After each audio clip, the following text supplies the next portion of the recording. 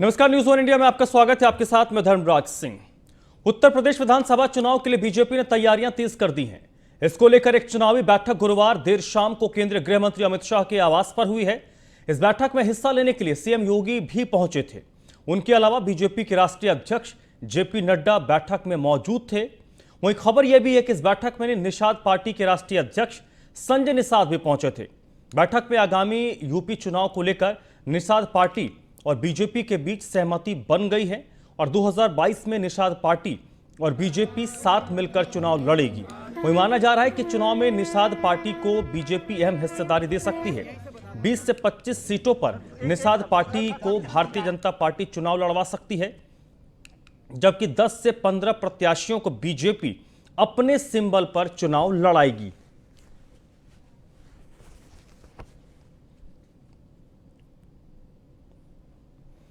तो उत्तर प्रदेश में निषाद समुदाय की ताकत क्या है, ये आपको हम एक ग्राफिक्स के जरिए बताने की कोशिश कर रहे हैं। तकरीबन 18% वोटर निषाद पार्टी के हैं और पूर्वांचल के इलाके में निषाद 4% हैं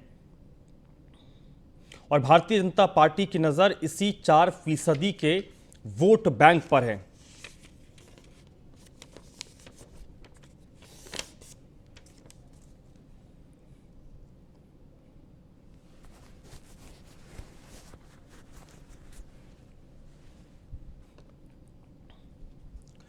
तो भारतीय जनता पार्टी उत्तर प्रदेश विधानसभा चुनाव के मद्देनजर लगातार हर तरीके से चुनाव के नजरिए से बैठकें कर रही हैं। कोशिश है चुनाव की तैयारियों को और मुकम्मल करना, कहीं से भी कोई चूक ना रहे, इसको लेकर तैयारियों को धार देने की कोशिश हो रही है। और इसी के मद्देनजर जब उत्तर प्रदेश के मुख्यमंत्री योगी आदित्यनाथ दिल्ली के दौरे पर हैं तो पूर्व राष्ट्रीय अध्यक्ष वर्तमान राष्ट्रीय अध्यक्ष के साथ वो बैठे और जब बैठे तो उसमें कई सारे मामलों को लेकर बातचीत हुई। विशेष तौर पर निषाद पार्टी भी इस बैठक में शामिल रही है। ब्रिजेश श्रीवास्तव इस वक्त मेरे साथ दिल्ली से जुड़ रहे हैं, इसी पर ज्यादा जानकारी के साथ। ब्रिजेश, भारतीय जनता पार्टी का फोकस उत्तर प्रदेश में सरकार रिपीट करना है और भारतीय जनता पार्टी ने यह जाहिर कर दिया है कि वो छोटे छोटे दलों को हिस्सेदारी देगी। निषाद पार्टी उसमें से एक है। निषाद पार्टी का रोल इसलिए भी इंपॉर्टेंट हो जाता है क्योंकि पूर्वी उत्तर प्रदेश में बिहार की एक क्षेत्रीय पार्टी है वीआईपी, वो भी निषाद जातियों की राजनीति करती है। उन्होंने भी अपनी दस्तक दे दी है। ऐसे में क्या माना जा सकता है कि इस जो बैठक में जो खबर निकल कर आ रही है कि 20 से 25 सीट दी जाएगी और 10 से 15 सीटों पर भारतीय जनता पार्टी अपने सिंबल में उनके लोगों को चुनाव लड़वाएगी। इसका सीधा सीधा मतलब है कि वो जो 4% वोट है उसको भारतीय जनता पार्टी कहीं भी दूसरी की तरफ शिफ्ट होने नहीं देना चाहती है।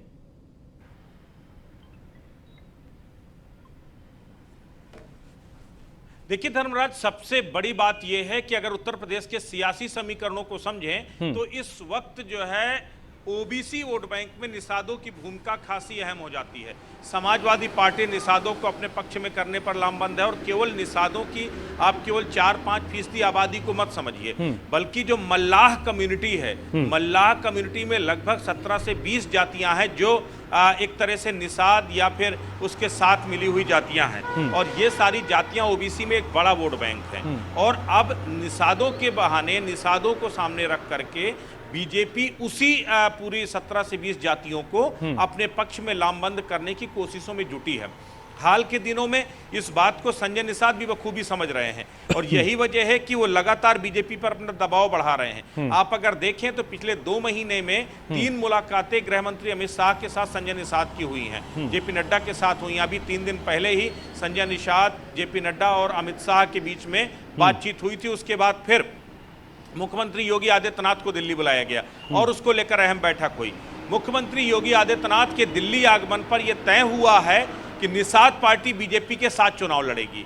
इसके लिए निषादों ने संजय निषाद ने मल्लाहों के आरक्षण का मुद्दा भी उठाया है कि उत्तर प्रदेश में कई मल्लाहों की ऐसी जातियां हैं जो सवर्णों में आती हैं, उनको ओबीसी के तहत आरक्षण दिया जाए। तो एक तो वो दबाव है, दूसरा ये है कि सीट शेयरिंग को लेकर के बातचीत हुई है और ये कहा गया है कि लगभग 80 से 100 सीटें ऐसी हैं उत्तर प्रदेश में जहां पर निषाद समाज का अपना एक बड़ा वोट बैंक है, यानी वो जीत और हार का अंतर तय करते हैं। वहां पर पार्टी निषाद पार्टी के प्रत्याशियों को चुनाव लड़ाए। उस पर उसको लेकर के यानी 100 सीटों की मांग की है निषाद पार्टी की तरफ से, 100 सीटों की मांग रखी गई है। लेकिन 100 सीटें तो नहीं, लेकिन हाँ जिस तरह जो बीच का समझौता हो सकता है तो 20 से 25 सीटें निषाद पार्टी को दी जा सकती हैं, क्योंकि दूसरा फार्मूला निषाद पार्टी ने रखा है कि हर एक मंडल से 2 सीटें निषाद पार्टी को चाहिए। तो ऐसे में 18 दूनी 36 सीटें सीधे तौर पर निषाद पार्टी मांग रही है। लेकिन कहीं ना कहीं अगर देखा जाए तो सहमति 20 से 25 सीटों पर बन सकती है। इसके साथ यह कहा गया है कि जो 10 से 15 प्रत्याशी आप अपने कैंडिडेट दे दीजिएगा, लेकिन वो बीजेपी के सिंबल पर चुनाव लड़ जाएंगे, जैसे प्रवीण निषाद के साथ हुआ। खुद संजय निषाद का बेटे प्रवीण निषाद को बीजेपी ज्वाइन कराएगी, बीजेपी के सिंबल पर वो सांसद बने। तो इसी तरीके से विकल्प खोजने की कोशिश की जा रही है। अब उस पर कितनी सहमति बन पाई, इसके साथ संजय निषाद का अब एमएलसी बनना लगभग तय है। आज लखनऊ में आज शाम को एक बार फिर मुख्यमंत्री योगी आदित्यनाथ के साथ संजय निषाद की बैठक हो सकती है। यही वजह कि सुबह 6 बजे ही संजय निषाद और सांसद प्रवीण निषाद दोनों सुबह 6 बजे ही लखनऊ के लिए रवाना हो गए हैं। मुख्यमंत्री 8:30 बजे यहां से रवाना हुए, लेकिन संजय और प्रवीण निषाद सुबह 6 बजे ही लखनऊ के लिए रवाना हो गए हैं। और 23 तारीख को एक बार फिर गृह मंत्री अमित शाह के साथ संजय निषाद की बैठक दिल्ली में होगी।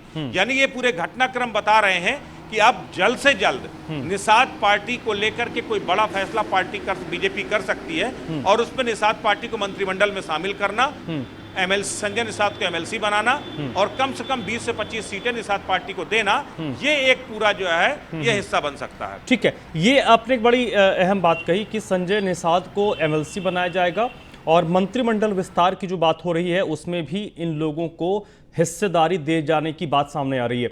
इस सब के साथ एसके वाजपेयी भी जुड़ चुके हैं लखनऊ से। एसके, अगर हम पूर्वी उत्तर प्रदेश की बात करें तो पूरे उत्तर प्रदेश में हालांकि जातिगत आधार पर वोट शेयरिंग है, सीट शेयरिंग होती है, लेकिन संजय निषाद की अगर बात करें, जिस कम्युनिटी की वो राजनीति करते हैं, विशेष तौर पर पूरे उत्तर प्रदेश में बिहार की एक क्षेत्रीय पार्टी है वीआईपी, वो भी निषाद समाज की ही राजनीति करती है, और बिहार सरकार में उसके जो अध्यक्ष हैं वो मंत्री हैं। उन्होंने बनारस और उसके आसपास के क्षेत्रों में अपना प्रेजेंस दर्ज करवाया है और चुनाव लड़ने की तैयारी मुकेश सहनी कर रहे हैं।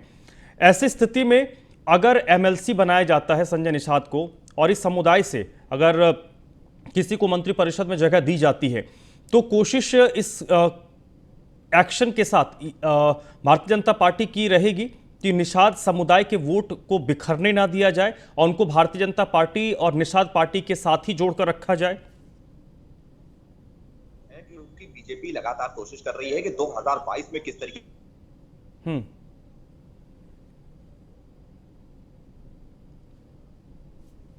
लगातार की जा रही है। अगर हम देखें जिस तरीके से बीजेपी ने ओम प्रकाश राजभर के साथ भी बात की थी और कोशिश की गई थी कि जो ओम प्रकाश राजभर के साथ पार्टियां हैं या फिर उनके साथ जिस तरीके के वोटर्स हैं उनको पार्टी के साथ जोड़ा जाए। हालांकि 2017 में भी ओम प्रकाश राजभर के साथ बीजेपी ने मिलकर चुनाव लड़ा था और 4 सीटें भी ओम प्रकाश राजभर ने पाई थी। उत्तर प्रदेश सरकार में कैबिनेट मंत्री भी थे। ये दूसरा मौका है जब ओम प्रकाश राजभर के साथ बात नहीं बनी, तो अब निषाद पार्टी के साथ बीजेपी लगातार बात कर रही थी, जिसको लेकर केंद्रीय नेतृत्व तो सीधे तौर पर उत्तर प्रदेश पर फोकस किए हुए। अगर हम देखें तो लगातार संजय निषाद जहां उत्तर प्रदेश में मुख्यमंत्री योगी आदित्यनाथ से मिले थे, सुनील बंसल से मुलाकात की थी, बीजेपी प्रदेश अध्यक्ष स्वतंत्र देव सिंह से, बीजेपी के उत्तर यूपी प्रभारी राधा मोहन सिंह से मुलाकात हुई थी, दिल्ली जाकर अमित शाह से मिले थे। अब ये एक फाइनल बैठक थी जिसमें यह तय करने की कोशिश थी कि बीजेपी के पास 4 मनोनयन की सीटें हैं, उन सीटों को किस तरीके से समायोजित किया जाए जिसमें निषाद पार्टी और साथ ही साथ दूसरी पार्टियों को शामिल कर लिया जाए। कहीं ना कहीं इन सारे विषयों को लेकर लगातार बात की जा रही थी और कहीं ना कहीं कोशिश की जा रही थी कि एक सामंजस्य बिठाया जाए और सामंजस्य में इस तरीके से चीजें की जाए जिसमें इन सारे विषयों पर निषाद पार्टी को संतुष्ट किया जाए। क्योंकि निषाद जो संजय निषाद हैं वो ये दावा कर रहे हैं कि उनके साथ केवट, कहार, बिंद, कुम्हार, ये बहुत सारी करीब 17 जातियां हैं, ये उनके साथ हैं जिसकी राजनीति वो करते हैं। खास तौर पर अगर हम बात करें पूर्वांचल की, जिसमें गोरखपुर, महाराजगंज, देवरिया, कुशीनगर या उसके अलावा अगर हम देखेंगे तो जो वाराणसी का क्षेत्र है वहां तक, गाजीपुर तक वो बताते हैं कि उनका अच्छा प्रभाव है। तो कहीं ना कहीं ओम प्रकाश राजभर जिस तरीके से लगातार भारतीय जनता पार्टी पर हमलावर हैं, लगातार बीजेपी पर हमले बोल रहे हैं, हालांकि जब उनकी बीजेपी प्रदेश अध्यक्ष से मुलाकात हुई थी उस दौरान जरूर उनके तेवर में थोड़ी नरमी आई थी, लेकिन उसके बाद से फिर लगातार उनके हमले जारी हैं। तो कहीं ना कहीं अब ये कोशिश है भारतीय जनता पार्टी की कि ओम प्रकाश के फैक्टर को कम किया जाए और संजय निषाद को पार्टी के साथ लाया जाए ताकि 2022 में से बेहतर परफॉर्मेंस दी जा सके।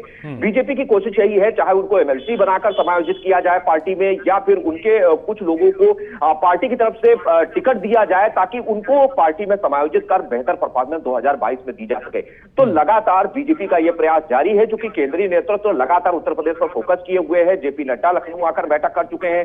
कल यूपी के जो महत्वपूर्ण लोग हैं, चाहे मुख्यमंत्री योगी आदित्यनाथ हो या उसके अलावा बीजेपी प्रदेश अध्यक्ष स्वतंत्र देव सिंह हो, संगठन महामंत्री सुनील बंसल हो, सभी दिल्ली में थे। संजय निषाद भी दिल्ली में थे। तो कहीं ना कहीं एक सामंजस्य बिठाने की कोशिश की है। हालांकि संजय निषाद लखनऊ पहुंच चुके हैं और निश्चित है कि वो अब से थोड़ी देर बाद मीडिया से बात करेंगे। तो एक कोशिश जरूर है कि सब पॉजिटिव हुआ है और कहीं ना कहीं वो चीजें जो संजय निषाद चाह रहे थे कबो बेहस करके पार्टी ने उनको फाइनल कर दिया है।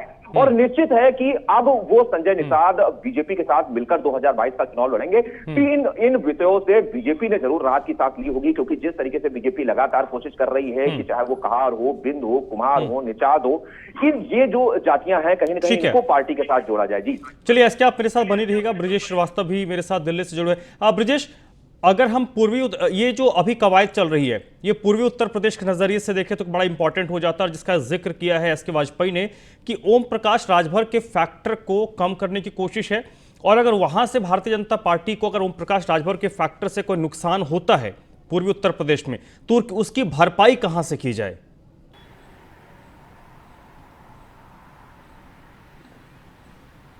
देखिए, सबसे बड़ी बात यही है कि अपना दल को साधने में कामयाब रही बीजेपी। निषाद पार्टी के साथ अब इसीलिए जो है गहन चर्चा हो रही है कि उसको किसी तरह कन्विंस किया जाए, क्योंकि अगर आप जो है कुर्मी वोट बैंक की बात करें, जो है पटेल वोट बैंक की, इसके साथ ही अगर निषाद वोट बैंक की, तो इसकी अपने आप में एक तादाद बड़ी हो जाती है। अगर देखा जाए तो लगभग 40 से 50 सीटों पर राजभर समाज का एक बड़ा जो है दखल है। राजभर जाति का वोट बैंक काफी है। इसीलिए अभी जो मंत्रिमंडल विस्तार की चर्चाएं अब तेज हो गई। एमएलसी के 4 नामों में से एक कोई अति दलित कम्युनिटी से भी एक कोई चेहरा हो सकता है, जिस और खास करके राजभर की काट के लिए ये ढूंढने की कोशिश की जा रही है कि राजभर की काट के लिए किसी ऐसे चेहरे को एमएलसी बना करके उसे मंत्री पद दिया जाए। तो ये एक कवायद उस कड़ी का हिस्सा है। लेकिन जो सबसे अहम बात है कि निषादों के जरिए आप जो है एक बड़ी कम्युनिटी को फोकस कर सकते हैं और उसे अपने पक्ष में कर सकते हैं। इसीलिए निषादों को उत्तर प्रदेश में ओबीसी का जो आरक्षण दिए जाने का आश्वासन भी गृह मंत्री और जो है राष्ट्रीय अध्यक्ष जेपी नड्डा की तरफ से दिया गया है, जिससे कम से कम ये वोट बैंक जो छिटकता हुआ वोट बैंक है वो साथ रहे। राजभर की भरपाई वो ऐसे ही की जा सकती है और इसीलिए कोशिश हो रही है कि अगर राजभर कोई डैमेज कर रहे हैं तो डैमेज कंट्रोल करने के लिए वो आपका अपना दल और उसके लिए निषाद पार्टी साथ में रहे। चलिए, वो अब देखना होगा कि किस तरीके। बिल्कुल ब्रजेश, बहुत बहुत शुक्रिया आपका, बहुत बहुत शुक्रिया आपका। भारतीय जनता पार्टी के राष्ट्रीय अध्यक्ष जेपी नड्डा आज उत्तराखंड के दौरे पर हैं और अब से थोड़ी देर में जेपी नड्डा देहरादून पहुंचेंगे। जेपी नड्डा का 2 दिवसीय उत्तराखंड का दौरा है। अपने 2 दिवसीय दौरे के दौरान जेपी नड्डा हरिद्वार जाएंगे, जहां पर वो साधु संतों का आशीर्वाद लेंगे और उत्तराखंड में भारतीय जनता पार्टी की बैठकों में भी शामिल होंगे।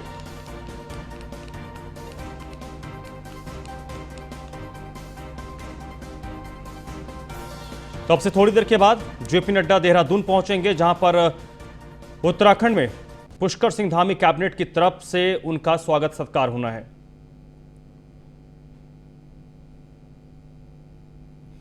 तो जेपी नड्डा के कार्यक्रमों की अगर हम बात करें तो जेपी नड्डा सबसे पहले जॉली ग्रांट एयरपोर्ट पहुंचेंगे, सैनिकों के सम्मान कार्यक्रम में शामिल होंगे।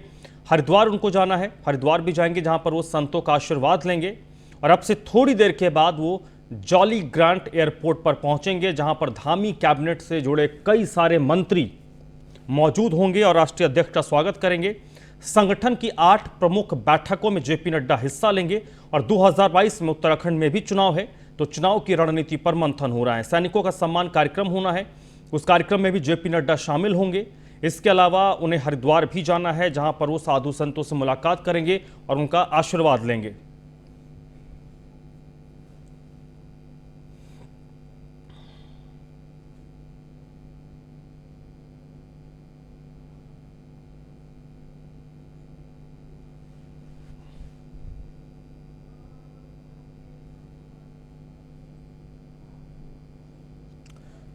तो अब से थोड़ी देर के बाद भारतीय जनता पार्टी के राष्ट्रीय अध्यक्ष JP Nadda jolly grant airport पहुंच जाएंगे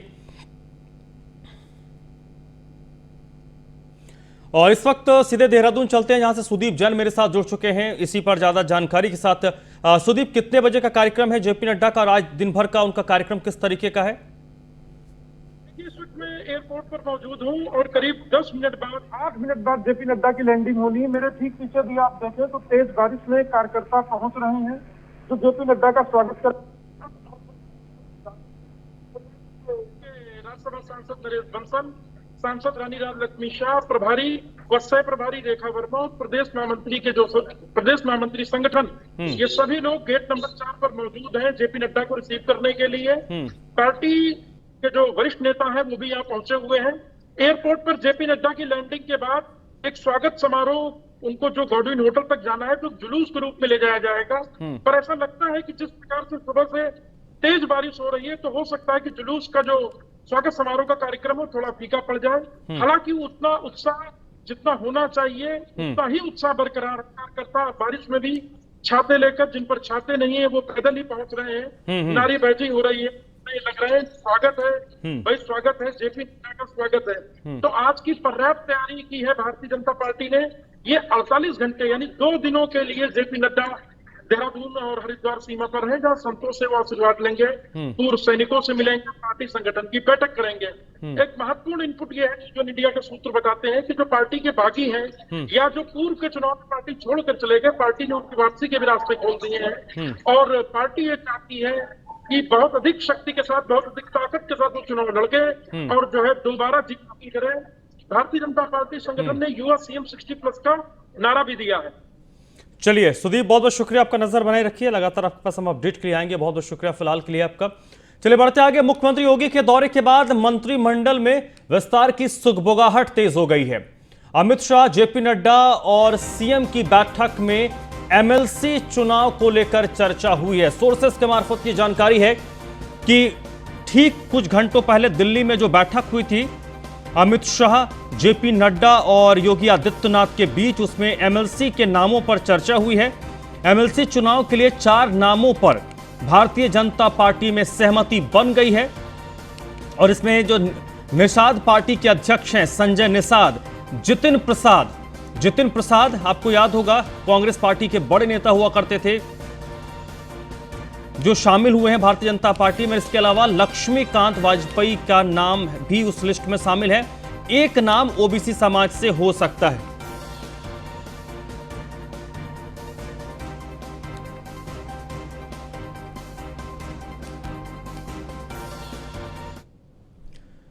अब खबर उत्तर प्रदेश के लखीमपुर खीरी जिले से, जहां पर क्राइम ब्रांच ने 5 शातिर ठगों को पकड़ा है।